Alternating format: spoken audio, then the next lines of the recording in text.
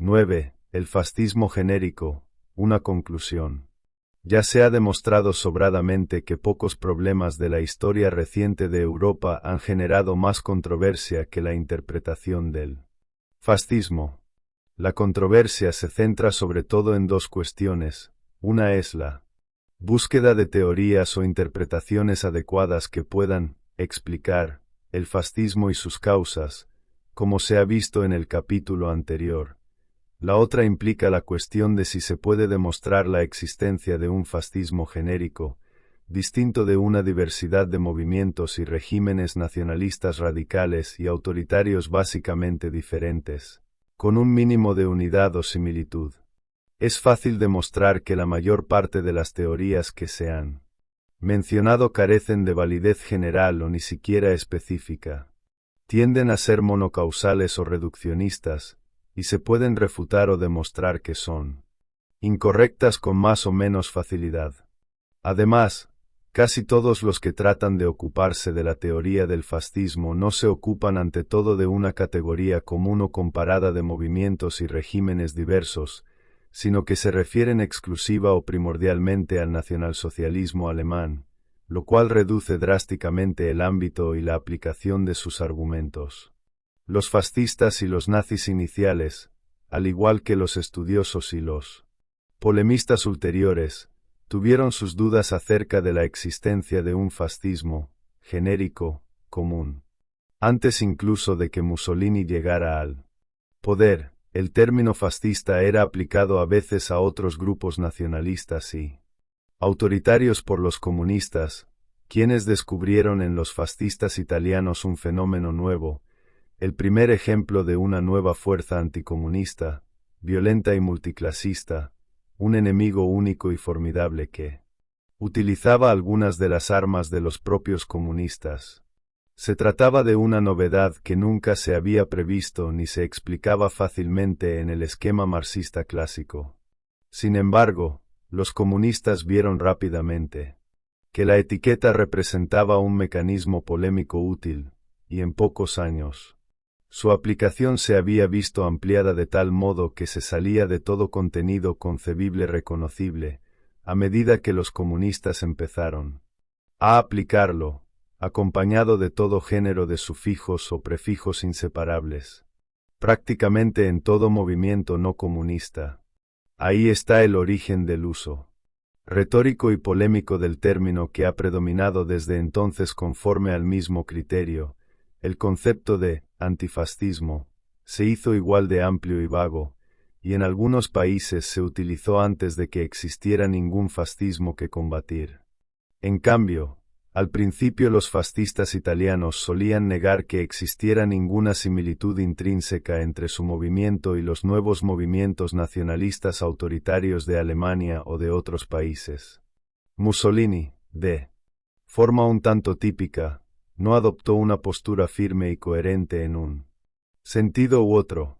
Ya en 1921 sugirió a un admirador rumano que los activistas de ideas parecidas debían formar un equivalente rumano del fascismo italiano, y de hecho, en 1923 se formó un partido fascista rumano, efímero, y en 1923 respondió a los halagos de sus primeros visitantes oficiales, el rey de España y el dictador español Primo de Rivera, sugiriendo que el fascismo italiano presentaba, efectivamente, una serie de características generalizables que se podrían reproducir en otros países. Pero cuando Mussolini visitó Alemania aquel mismo año, consideró prudente negar toda similitud fundamental entre el fascismo y los grupos nacionalistas autoritarios alemanes. En 1925, Giuseppe Bastiani presentó un informe entusiasta al Gran Consejo Fascista en el sentido de que había grupos en 40 países diferentes que se autotitulaban fascistas o recibían de otros ese título. Pero al año siguiente Mussolini negaba toda similitud o vinculación reales con quienes recibían a veces el calificativo de fascistas húngaros, y así sucesivamente. En marzo de 1928 hizo su famosa declaración de que el fascismo no se exporta. De hecho, Mussolini osciló siempre entre la idea de que el fascismo italiano había creado un nuevo estilo, un nuevo conjunto de valores y creencias y de formas políticas que podrían constituir la base de la hegemonía italiana dentro de un fascismo europeo más amplio, y su comprensión de que esas ambiciones eran imprudentes, serían difíciles de realizar y siempre se enfrentarían con el conflicto y la contradicción con los aspirantes a fascistas de otros países, que insistirían en sus propios intereses nacionales y exhibían claras idiosincrasias nacionales. El enfoque de Hitler, al menos con respecto a Italia, era más firme, práctico y coherente. Queda abundante constancia de que estaba convencido, al menos a partir del momento de la marcha sobre Roma, de que el fascismo y el nacionalsocialismo compartían un destino común. Aunque no los consideraba idénticos en el sentido de ser iguales punto por punto, si los consideraba como equivalentes históricos en sus países respectivos. Aunque Hitler se mantuvo firme en su convencimiento general desde el principio al fin, no trató de elaborar una concepción mundial del nacionalsocialismo genérico, y normalmente no llamaba fascista al nacionalsocialismo. Como la clave del nazismo era la raza, las contrapartidas específicas del nazismo se hallaban menos en las formas y las características políticas que en los seguidores más firmes del principio racial ario y de la revolución racial aria, estuvieran donde estuviesen. En el proceso de la revolución racial a escala europea, Hitler se convenció pronto, no obstante, de que la mezcla de las características políticas y los intereses nacionales exigía que Italia fuese el aliado inmediato más natural de una Alemania nacionalsocialista, 250. Aunque esta conclusión fuera contradictoria en cierto sentido, Hitler actuó de forma plenamente coherente en su aplicación, y durante algún tiempo incluso respetó el control por Italia del Alto Adagio, rincón nororiental de Italia habitado por gente de habla alemana. Esta postura se le agradeció mucho. En 1928, si no antes, el NSDAP era uno de los diversos grupos nacionalistas autoritarios que recibían una subvención del Estado italiano, 251. La inquebrantable admiración de Hitler hacia Mussolini, y por extensión, aunque no con tanta fuerza, hacia el fascismo no era algo que compartieran forzosamente otros dirigentes nazis. Al ideólogo Rosenberg le interesaba una asociación internacional de movimientos afines, pero le resultaba cada vez más despreciable la confusión racial y el filosemitismo intermitente de los fascistas italianos. Algunos de los nazis más radicales rechazaban al régimen de Mussolini por otros motivos, especialmente por ser demasiado conservador o supuestamente capitalista, aversiones que compartían en diversos grados y medidas Gregor Strasser, Goebbels y Himmler. Este convencimiento de que el corporativismo fascista italiano era demasiado capitalista o conservador sería más tarde una crítica frecuente entre los nacionalsindicalistas de España, Francia, el Japón y otros países. Strasser también consideraba que el pionero del Führerprinzip había sido Mussolini, y en cierto sentido tenía razón, y lo lamentaba como importación extranjera, fascista, 252.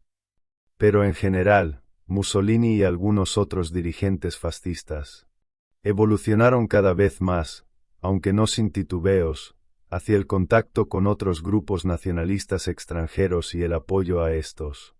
A fines de la década de 1920, un aspecto de esta política eran las subvenciones, y otro la actitud decididamente pronazi de la revista fascista antisemita Il Tevere. La nueva revista anti-Europa, fundada en 1929, se orientaba especialmente hacia la universalidad del nacionalismo radical de tipo fascista, pero al principio no abrigaba ilusiones en cuanto a una identidad genérica absoluta o a una internacional fascista. Aunque solo fuera por su superracionalismo, Los grupos paralelos entrarían en conflicto unos con otros, de forma que no podían ser amigos. 253. El derrumbamiento del régimen español de Primo de Rivera representó un golpe para Mussolini, pero en cambio pudo celebrar las victorias electorales de Hitler, que comenzaron en 1930. Mientras Hitler declaraba que el nacionalsocialismo señalaba una fascistización de Alemania, y es de reconocer que esta no era su terminología normal, Mussolini aplaudió el progreso de lo que acabó por calificar de fascismo alemán, y su victoria. De 1933, 254, pese a su preferencia anterior por el estallel más conservador. En 1934, el régimen italiano estaba promoviendo el fascismo universal, por un lado, aunque al mismo tiempo se desconectaba del nacionalsocialismo alemán. Aquel año señaló el apogeo de una guerra verbal en la cual se subrayaron, y a veces se exageraron, todos los rasgos negativos del nazismo y las diferencias entre este y el fascismo italiano. Mussolini dejó todo esto de lado cuando se formó el Eje, pero hubo dirigentes nazis de segunda fila que siguieron despreciando al fascismo italiano por sus limitaciones, su conservadurismo y su falta de potencial plenamente revolucionario. 255. En resumen, los máximos dirigentes fascistas y nazis comprendían que tenían mucho en común y que parecían representar un nuevo punto de partida en comparación con grupos políticos anteriores, pero no estaban seguros de hasta dónde llegaba exactamente la identidad mutua, y siguieron teniendo conciencia de que entre ellos existían diferencias importantes, incluso decisivas a juicio de algunos. Como se ha indicado en el capítulo 4, los fascistas iniciales no podían resolver el problema político y conceptual del fascismo genérico, ni siquiera cuando hicieron un esfuerzo específico para afirmarlo y definirlo en la década de 1930. Mi propia conclusión, al cabo de 2 decenios de examinar diversas y múltiples cuestiones relativas al fascismo, es que todo enfoque maniqueo del problema del fascismo genérico no puede básicamente sino inducir a error. Es decir, la habitual reducción a una identidad absolutamente común. Es deformante e inexacta, mientras que un enfoque radicalmente nominalista, que insiste en que todos los movimientos nacionalistas radicales de la Europa de entreguerras eran inherentemente diferentes, aunque sea correcto en el sentido último de que ninguno de ellos era un calco del otro, tiene el defecto opuesto de pasar por alto unos parecidos muy distintivos. Incluso algunos de los críticos más destacados del concepto del fascismo genérico, como Cart Bracher y Renzo de Felice, reconocen que es analíticamente posible definir algunas características comunes que compondrían un mínimo fascista, aunque nieguen que esa identidad genérica pueda especificar lo que era más significativo e históricamente decisivo en cualquier movimiento supuestamente fascista.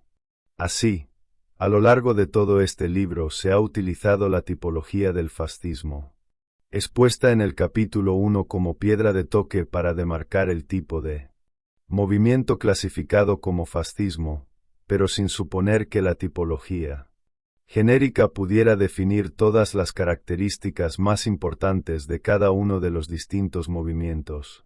Como ya se ha dicho, la descripción tipológica sugerida de las características comunes de un fascismo genérico no es útil más que con fines limitados de comparación y distinción.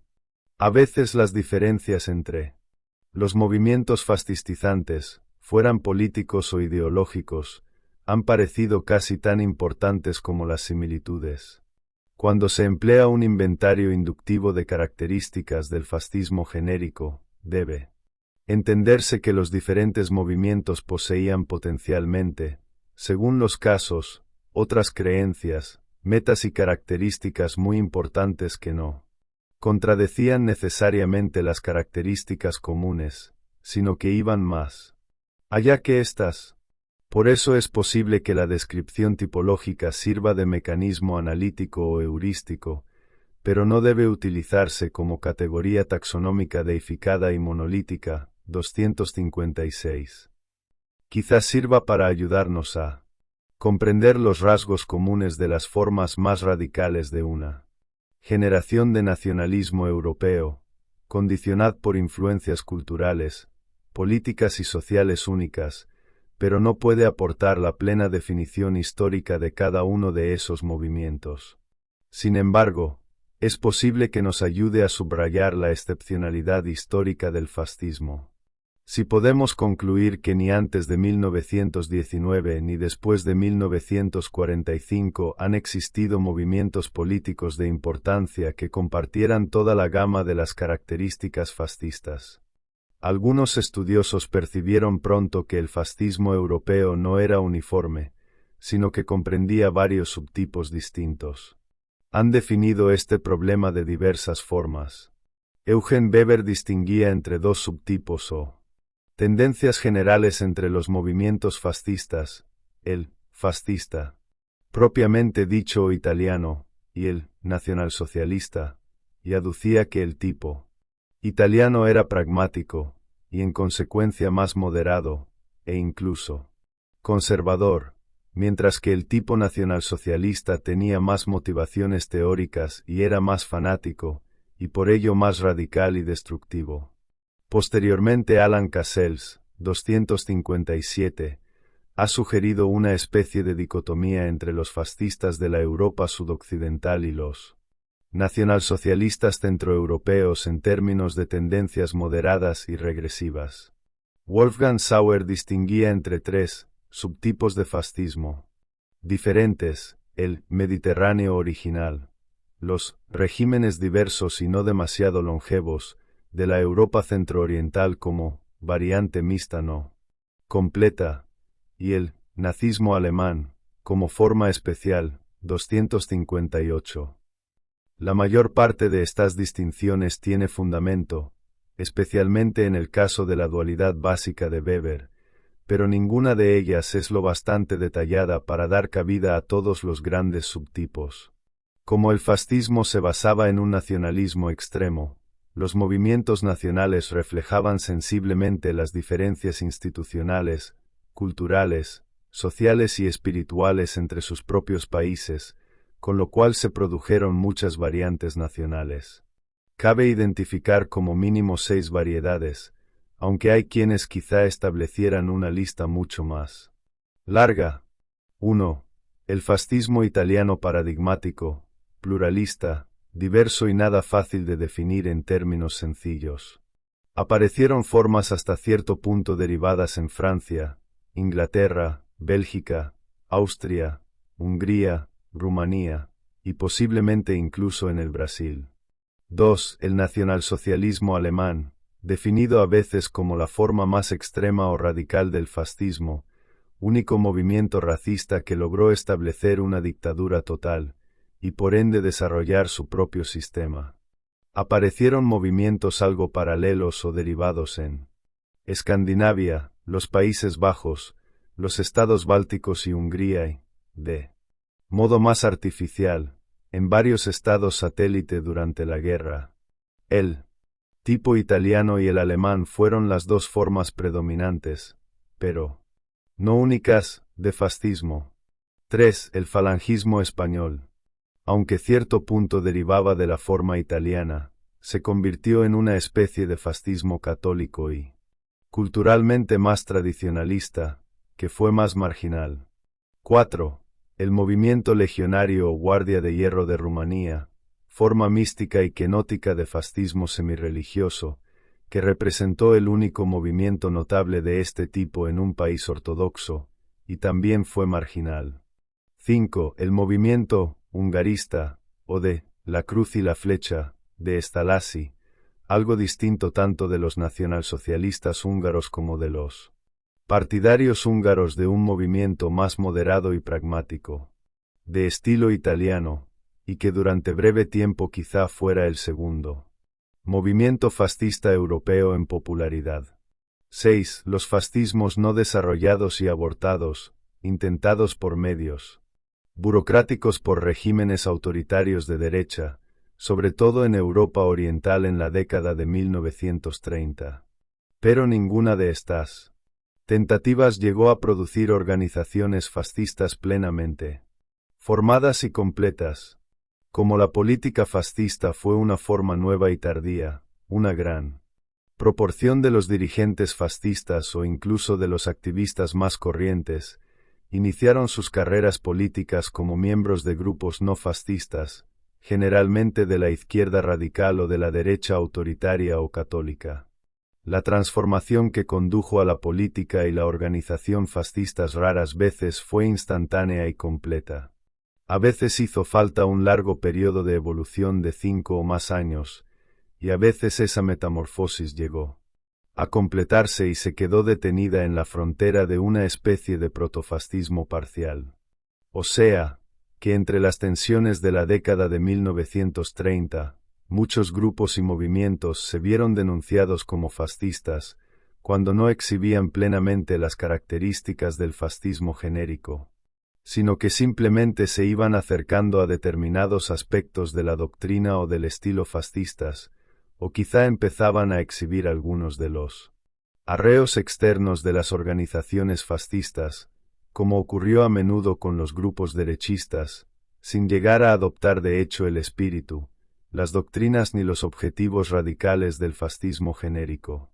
El innegable vértigo producido por la política fascista durante el decenio de la Depresión indujo a grupos marginalmente afines a hacer exhibiciones externas que a menudo se aceptaron como si representaran el verdadero fascismo.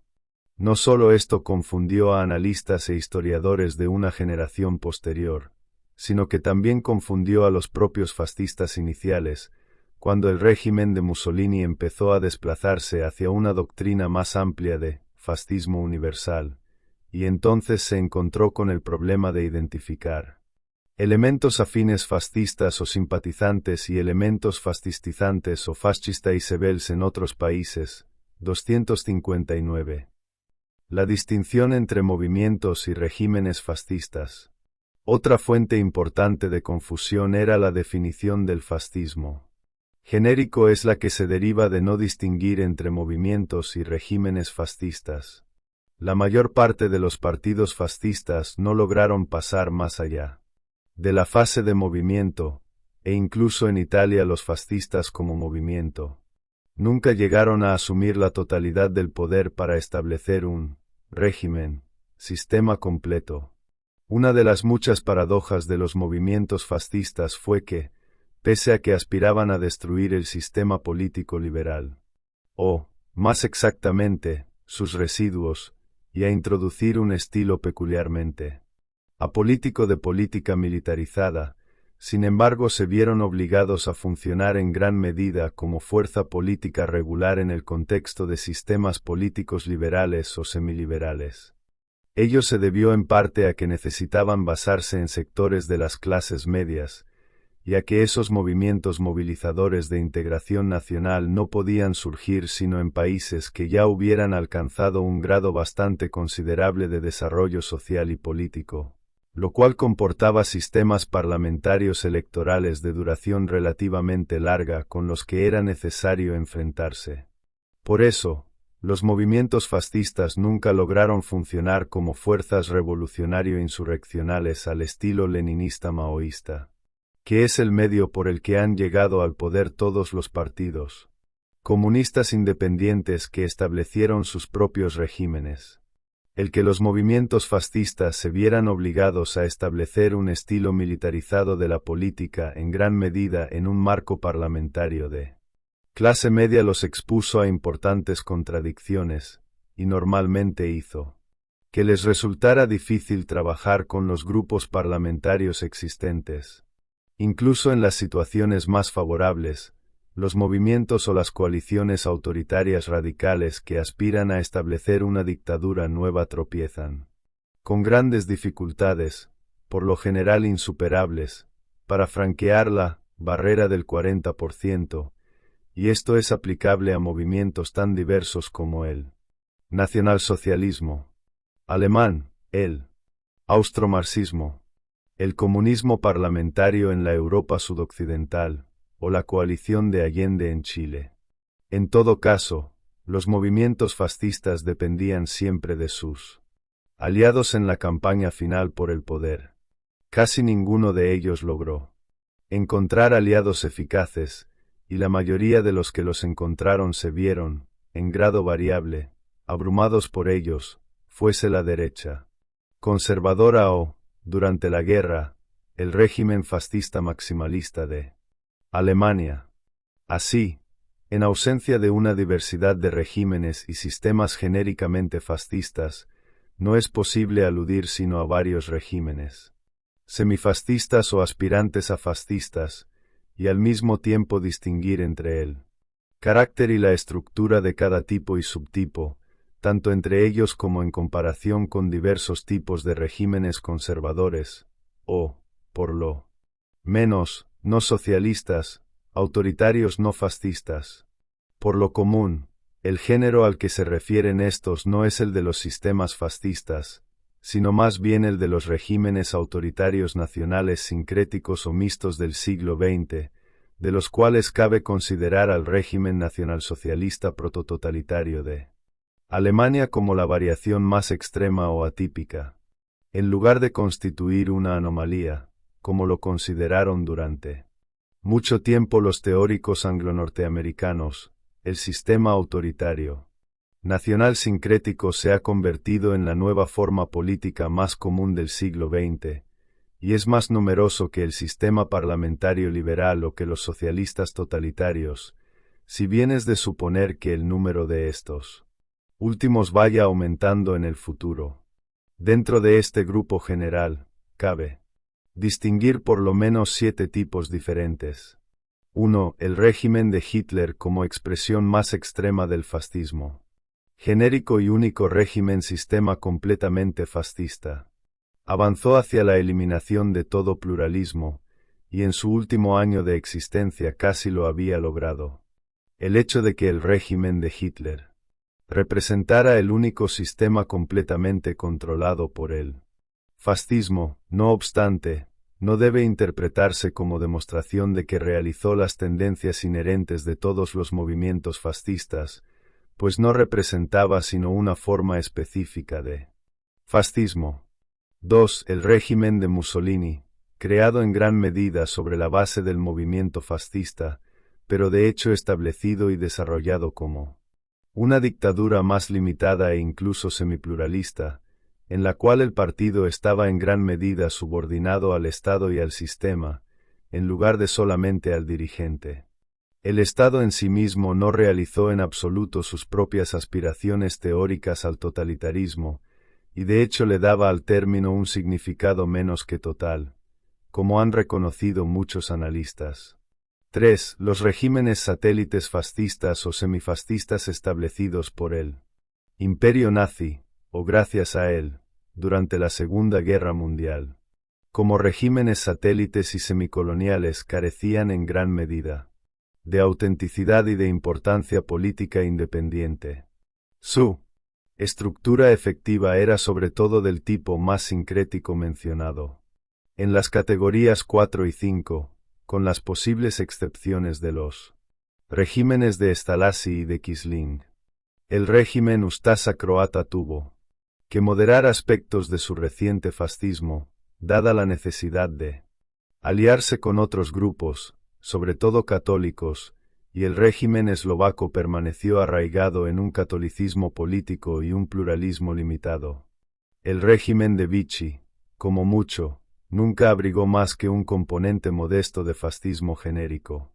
Hitler, por lo general, prefería tratar con los elementos de la derecha conservadora o con los sectores más moderados de los grupos fascistas extranjeros, cercanos al tipo nacionalsocialista, o que, a la inversa, se desviaban demasiado de él, eran nacionalistas de forma demasiado radical, competitivos y de trato difícil. 4. Las dictaduras sincréticas basadas en un principio no fascista de jefatura, generalmente derivadas del mando militar y de una coalición nacional semipluralista, pero que combinaban un importante componente de partido fascista.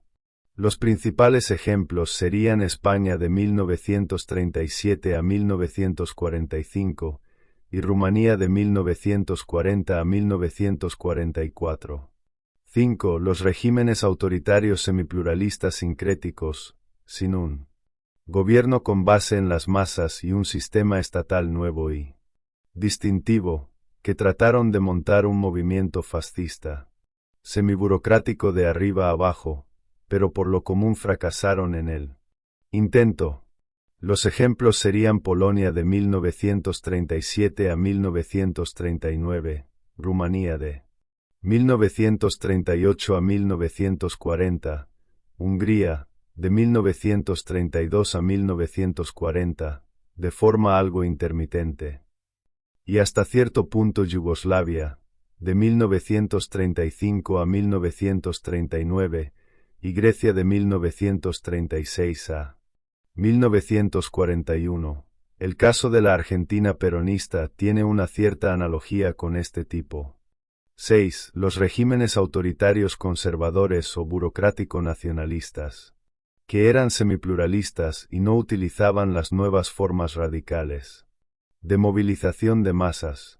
Los ejemplos serían España, de 1923 a 1930, y en un sentido parcial nuevamente a partir de 1945, Portugal, bajo el Estado Novo, 1926-33-1974, Brasil bajo Vargas, Polonia, bajo Pilsudski, Hungría, durante la mayor parte de la regencia de Horthy, salvo los ministerios Gombos e Imredi, y probablemente también Austria bajo el régimen Dollfuss-Schuschnigg, pues la política de este último consistía más en rebajar y defascistizarla Einberg que en fascistizar el régimen. Sin embargo, cabe aducir que la Austria del Frente de la Patria pertenecía a la categoría 5. 7. Los regímenes sincréticos o semipluralistas estrictamente pretorianos que no intentan una movilización política nueva de importancia. Aparte de la Grecia de los coroneles, 1967 a 1974, los ejemplos son, sobre todo América Latina, Argentina bajo Onganía, Brasil desde 1964, el socialismo militar, en Bolivia y el Perú, al menos en sus fases iniciales, y Chile a partir de 1973. En diversas partes del tercer mundo cabe hallar otros ejemplos de regímenes que corresponden aproximadamente a las categorías 6 y 7. Dadas estas limitaciones al alcance del análisis, resulta dudoso que se pueda definir genéricamente al fascismo en términos de una estructura de régimen que fuera típica y plenamente fascista.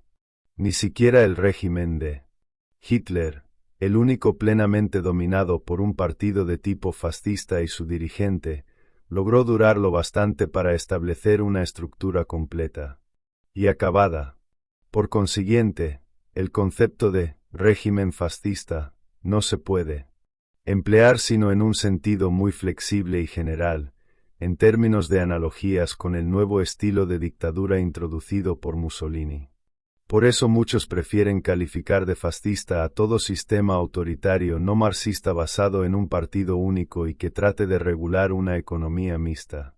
Dentro de este marco muy amplio de definición, cabe identificar un número considerable de regímenes fascistas, tanto antes de la Segunda Guerra Mundial como después de ella. Pero pocos de ellos han tenido poco que ver con movimientos fascistas o con la cultura histórica del fascismo. Hacia una comprensión histórica del fascismo, no se pueden comprender las fuentes del fascismo por referencia a una clase social demoníaca ni a una abstracción sociológica o filosófica. La única forma de comprender el fascismo es a partir de los contextos históricos particulares de la Europa central y sus aledaños en los años siguientes a la Primera Guerra Mundial. Evidentemente, su éxito dependió de unas circunstancias históricas nacionales y de unas variables claves que no se daban, o no se daban con la suficiente fuerza, en la mayor parte de los países. Las principales variables culturales eran las doctrinas de intenso militarismo nacional y de socialdarwinismo internacional, en las formas que se generalizaron entre la generación de la Primera Guerra Mundial en Europa Central y sus alrededores, junto con las corrientes filosóficas y culturales contemporáneas de neoidealismo, vitalismo y activismo y culto al héroe. Esas tendencias podían encontrarse en la mayor parte de los países europeos antes de 1914, pero fuera de Europa Central se veían contrarrestadas en gran medida por fuerzas culturales opuestas. Sin embargo, estas tendencias concretas se desarrollaron con más fuerza en los mundos de habla alemana e italiana y su interland cultural, como las regiones de Austria-Hungría.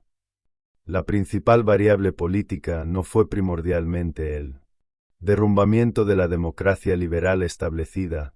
Ninguno de los sistemas democráticos liberales, los del norte de Europa y los países del antiguo Imperio Británico, se derrumbó, sino que fue el impacto de la derrota militar y de la grave frustración nacional o la privación de peso internacional lo que creó la reacción en unos sistemas políticos en los que acababa de iniciarse la transición de la democracia liberal movilizada. A la inversa, el fascismo no podía avanzar mucho en sistemas democráticos preliberales, pues estos últimos no permitían la movilización, el desafío al sistema ni unas elecciones verdaderamente libres. Por el contrario, los dos movimientos que alcanzaron el éxito se aprovecharon de sistemas que estaban haciendo, o acababan de hacer, el tránsito a la democracia liberal mientras se enfrentaban con una crisis nacional muy influida por las relaciones exteriores y por una sensación de restricciones internacionales. Parece que las principales variables sociales tuvieron que ver con una serie ampliada o en expansión de sectores medios que todavía no estaban ajustados a un marco moderno, industrial y democrático liberal de economía y de gobierno. El fascismo no constituía una tentación para los países plenamente desarrollados, los que contaban con economías industriales y con sistemas democráticos liberales arraigados, establecidos desde hacía una generación o más, ni para los países atrasados, agrarios y subdesarrollados. Concretamente, solo afectó de forma grave a los países nuevos del decenio de 1860, Alemania, Italia y Austria-Hungría. Fue una consecuencia de las frustraciones de una condición intermedia nacional, imperial y hasta cierto punto estructural a principios del siglo XX, dependiente de una cultura peculiar de activismo, actividad declarada, comunidad orgánica, fuerza de voluntad y violencia. Sus manifestaciones más peligrosas se debieron a que hasta 1945 un país de una fuerza nada más que intermedia, como Alemania, que no poseía verdaderamente los recursos de un imperio continental, pudo amenazar a la paz del mundo y conquistar la mayor parte de Europa. Los movimientos fascistas característicos se limitaron sobre todo a la Europa de entreguerras, y de forma todavía más específica a la Europa central y centrooriental y a la España de la Guerra Civil. El calificar a todo el periodo de 1919 a 1945 de era del fascismo puede ser acertado en el sentido de que el fascismo fue uno de los movimientos más originales y vigorosos del radicalismo de nuevo tipo en esos años, y también en el sentido de que durante algún tiempo Alemania se convirtió en el Estado dominante de Europa, pero no es correcto si se interpreta en el sentido de que el fascismo pasó a ser el elemento dominante en la política general, pues fueron relativamente pocos los europeos convertidos directamente al fascismo. En la abrumadora mayoría de los casos, los partidos fascistas tuvieron muy poco éxito y obtenían pocos votos. El antifascismo, a menudo, como doctrina organizada por los comunistas, padeció al fascismo en muchos países europeos, y entre los socialistas italianos, en su oposición al socialchauvinismo de Mussolini, casi padeció al propio fascismo inicial. Hacia 1939, los antifascistas, tanto los meros votantes como los activistas, fueron siempre mucho más numerosos que los fascistas en Europa considerada en su conjunto. La crisis y las situaciones semirrevolucionarias no duraron mucho tiempo, y los movimientos fascistas carecían de una base clara de clases o de intereses que los sostuvieran. Su insistencia en un estilo militarizado de la política, junto con su necesidad de aliados, por dispar que fuera la relación, limitaba mucho sus oportunidades y su tiempo de trabajo, y los obligaba a obtener el poder en menos de una generación, y en algunos casos en unos pocos años. La campaña de un partido fascista para obtener el poder amenazaba a la comunidad política huésped con un estado de guerra política, aunque no de guerra civil insurreccional, completamente diferente de la política parlamentaria normal. No hay un solo sistema que pueda soportar mucho tiempo un estado de guerra latente, aunque no se lance una insurrección directa. O sucumbe o supera el desafío. En la inmensa mayoría de los casos se rechazó el desafío fascista, aunque a veces a costa de establecer un sistema autoritario más moderado. En todo caso, el 0,7% de los votos logrados por la Falange en las últimas elecciones españolas de 1936 estaba mucho más cerca de la norma que el 38% logrado por los nazis en 1932. Si bien el fascismo fue en parte un fenómeno cultural y en parte resultado del funcionamiento de la política imperialista nacionalista de los nuevos estados en la década de 1860, es improbable que vuelva a repetirse de forma reconocible como un fascismo genérico europeo. Existen por lo menos dos motivos primarios para ello. Uno es que en 1945 se destruyeron las pretensiones y la dinámica imperialistas de los nuevos estados del decenio de 1860, y no es probable que resuciten. En segundo lugar, y es lo más importante, las bases culturales del fascismo genérico se han visto totalmente erosionadas en la era posterior a 1945, especialmente a partir de 1960. Más o menos. Hoy día todas las fuerzas ideológicas en competencia comparten un materialismo humanista común, que excluye tanto el idealismo como el vitalismo anteriores. La tendencia se ve acentuada por la crisis general de la autoridad, la aceptación general de los conceptos de igualdad, social, racial, internacional, la marcha arrolladora de la burocracia y la aceleración de la atomización social. Pese a la probabilidad de que no puedan repetirse formas específicas extinguidas, el fascismo fue algo clave en el radicalismo y el nacionalismo del siglo XX, de manera que muchas de sus características y sus influencias permanecen.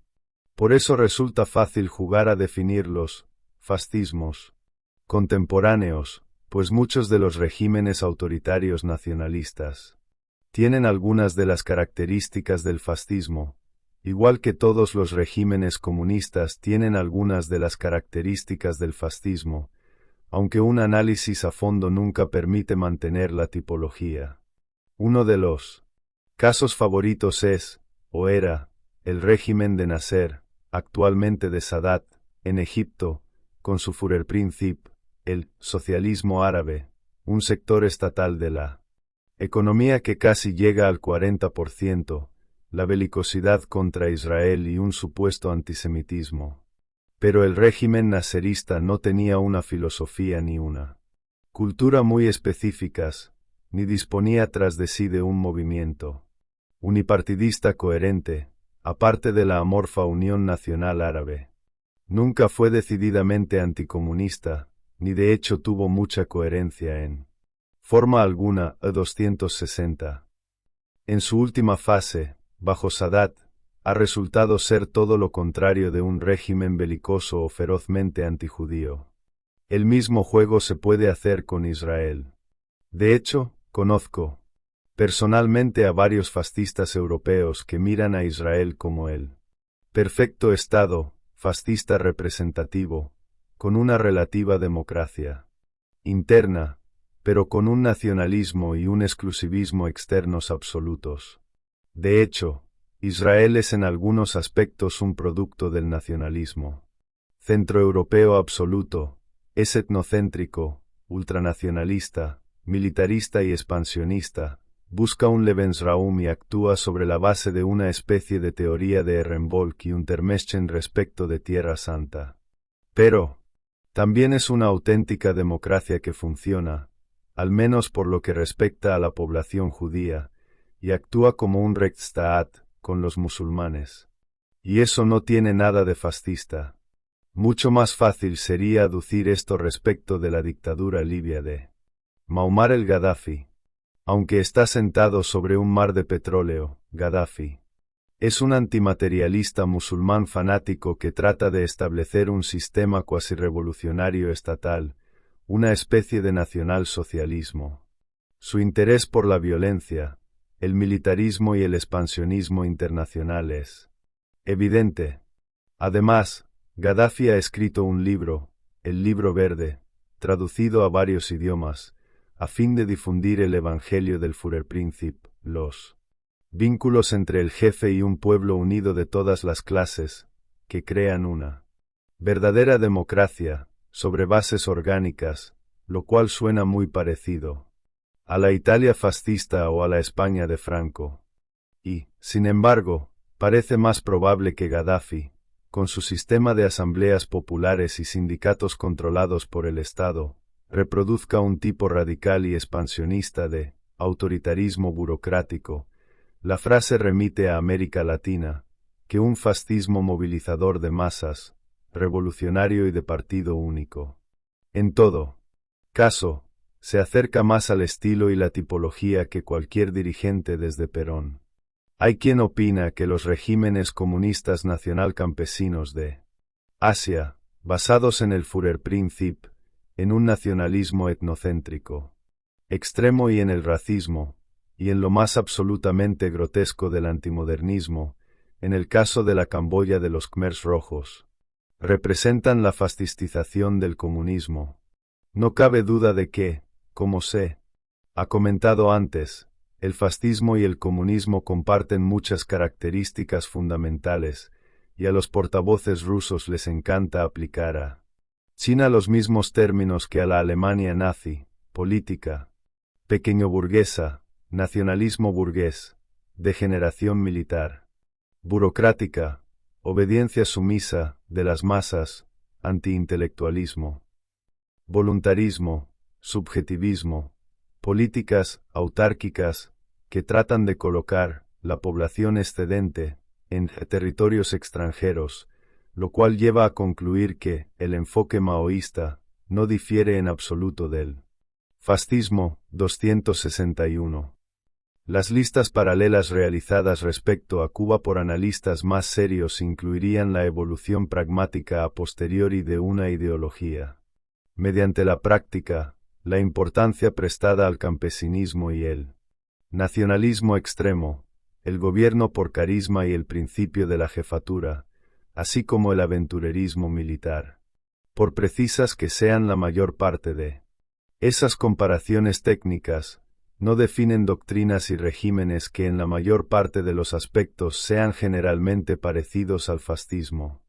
Todos los regímenes comunistas, con la única excepción de Yugoslavia, han permanecido fieles a los principios leninistas-estalinistas de total burocracia estatal, colectivismo estatal casi total, con pequeñas excepciones, y materialismo filosófico.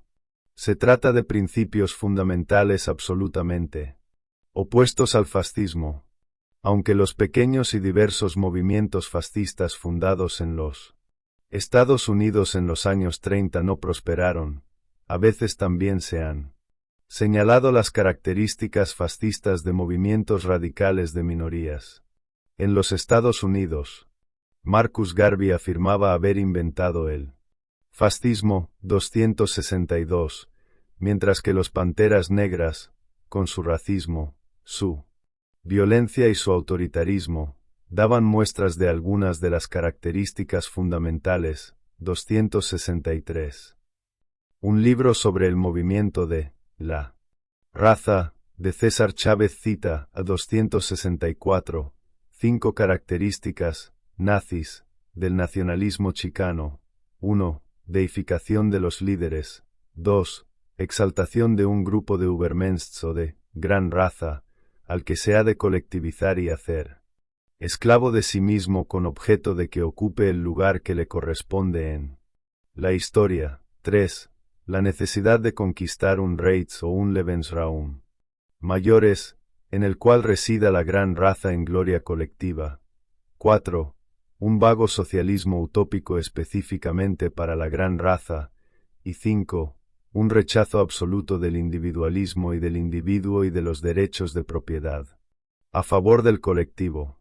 Pese a la detallada que es esta lista, no logra convencernos de que en este caso nos estemos ocupando de un movimiento fascista, tanto porque la lista deforma las características del nazismo europeo, como porque otras características del movimiento de Chávez, como su orientación católica y su relativa repugnancia por la violencia, lo descalifican en ese sentido.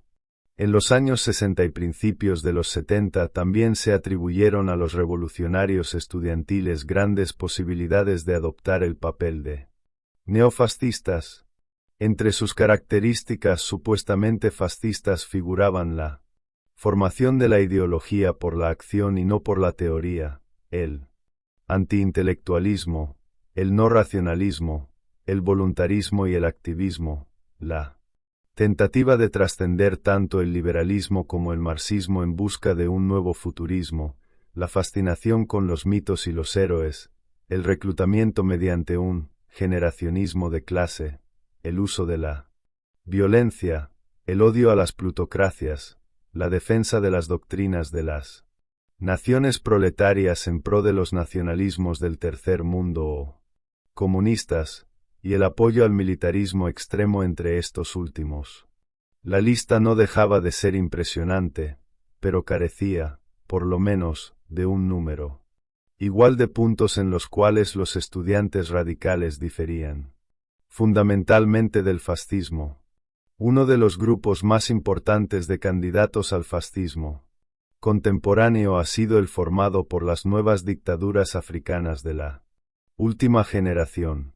Parece que algunas cualidades como el nacionalismo extremo, el racismo, el etnocentrismo, los sistemas nominalmente de partido único, la utilización complicada de los mitos y la religiosidad nacional, las jefaturas carismáticas y diversas formas de socialismo africano, se aproximaban a la tipología fascista a 265. Pero si se inspecciona más de cerca el carácter de las dictaduras africanas, surgen graves dudas acerca de la tipología del fascismo africano. Paulaies lo ha dicho de forma bastante clara, cabe hallar en algunos de los países africanos muchas de las características del fascismo europeo, aunque es raro que se hallen varias al mismo tiempo y en el mismo país. 266. En estos casos el principio de la jefatura se parece más al caudillaje del Caribe que al italiano o el alemán. Por lo general, los partidos únicos no resultan ser gran cosa como partidos organizadores, y la economía política no llega ni mucho menos a un nacional sindicalismo organizado o a una economía regulada por el Estado en el sentido centroeuropeo de esos términos. 267. Por último, la cultura filosófica específica del fascismo y el nazismo brilla por su ausencia. Lo más que se puede decir es que quizá el ejemplo fascista de dictadura nacionalista de partido único fuera el precedente inicial de esos regímenes, pero no se ha reproducido ninguna tipología específica y completa de fascismo europeo. Además, la nueva ola de dictaduras africanas de los años 70 ha sido claramente leninista/estalinista y ha tratado de aplicar normas derivadas de Rusia, la burocracia estatal total y de colectivismo estatal, tanto tal como lo permiten las circunstancias. Estos objetivos de régimen son muy distintos del fascismo. Después de todo, el fascismo fue la única gran ideología nueva del siglo XX, y no es de sorprender que varias de sus características clave vuelvan a aparecer en movimientos radicales y en regímenes autoritarios nacionales en momentos ulteriores y en otras regiones. 268, aunque en general el perfil de los nuevos grupos sea distinto de los fascismos europeos genéricos. Cabe especificar varias de esas características. 1. Autoritarismo nacionalista permanente de partido único, que no es pasajero ni preludio del internacionalismo. 2. Principio de jefatura carismática, incorporado también por muchos regímenes comunistas y de otro tipo. 3. Búsqueda de la ideología etnicista sintética, distinta del liberalismo y el marxismo. 4. Sistema estatal autoritario y economía política de corporativismo o sindicalismo o socialismo parcial, más limitada y pluralista que el modelo comunista. 5. Principio filosófico de activismo voluntarista, no limitado por ningún determinismo filosófico. En estos aspectos, la experiencia fascista fue fundamental para la revolución y el nacionalismo autoritario en el siglo XX. En ese sentido, la influencia del fascismo seguirá sintiéndose en el futuro, y también la sentirán algunos de los antifascistas formales más vociferantes.